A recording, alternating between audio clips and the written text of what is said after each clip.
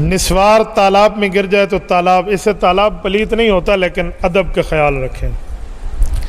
کچھ لوگ علماء کرام کو گالیاں دیتے ہیں اس بارے میں تو عام بندے کو گالی دینا آپ کے سامنے حرام کا مسئلہ سنا چکا ہوں۔ کوئی نبی پاک کے وارث کو، علماء کو اور علماء کے سردار کو، علماء کے قائد کو گالیاں دے تو آپ بتائیں پھر ان کا حشر کیا ہونا ہے۔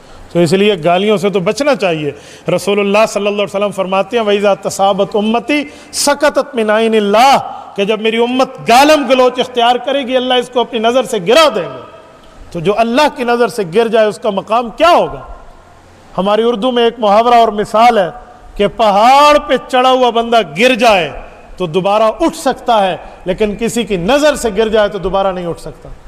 ہم اللہ کی نظر سے گر جائیں گالی دینے کے معاملات میں تو اس کو بندہ خود دیکھ لے۔ حضرت جب سوتا ہوں تو نیند نہیں آتی، دل گھبراتا ہے، برے خیالات آتے ہیں۔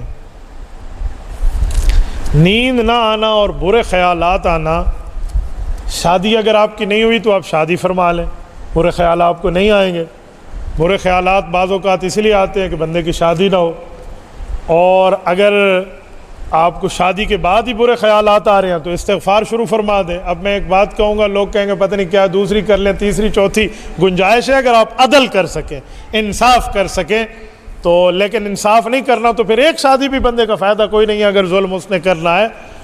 پھر بھی کوئی غلط خیالات کی آمد ہے تو اپنے معاملات کو دیکھیں، اپنے آپ کو دیکھیں، کہیں مجھ سے کوئی کسی کا حق تو کھایا نہیں جا رہا، کوئی ماں مجھ سے ناراض ہے، والد ناراض ہے، بیوی کا حق کھا رہا ہوں، اولاد کا کھا رہا ہوں، اللہ کے حق کھا رہا ہوں، کوئی ایسا چکر تو نہیں ہے؟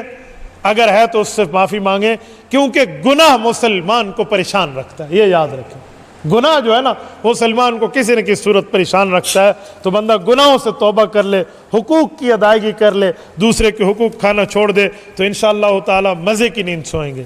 اور باقی نیند کے لیے وظیفہ موجود ہے، آپ نیند کے لیے اس وظائف کو پڑھ کے سو جائیں۔ پوری 1 رکوع کی حدیث ہے، میں انہیں دے دوں گا، مختلف قسم کے آیات اس میں، یا آیت الکرسی، یا سبحان اللہ 33 مرتبہ، الحمدللہ 33 مرتبہ، اللہ اکبر 34 مرتبہ، یہ پڑھ کے آپ سو جائیں، یہ منزل پڑھ کے سو جائیں تو انشاءاللہ تعالی نیند پوری ہوگی۔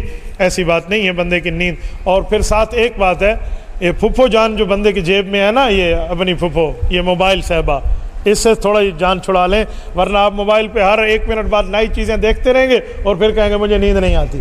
اور ہمارے ڈاکٹر صاحب موجود ہیں یا باقی میڈیکل والے، ان سے پوچھ لیں اس کے اتنے ریزز ہوتے ہیں، کہتے ہیں 5 سے 6 فٹ اپنے سے دور رکھو، آپ سر کے قریب رکھو گے تو شعاعیں آپ کو نیند توڑتی رہیں گی، ہمیں میڈیکل کے حضرات بتاتے ہیں۔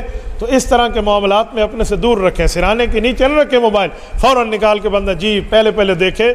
بہتر تھا سرانے کے ساتھ بندہ قرآن پاک رکھے تاکہ مجھے تلاوت کرنی چاہیے، کوئی منزل رکھے، لیکن یہ ہمارے معاملات اس نے کچھ توڑوائے ہیں، اس کو تھوڑا آپ ٹھیک فرما لیں۔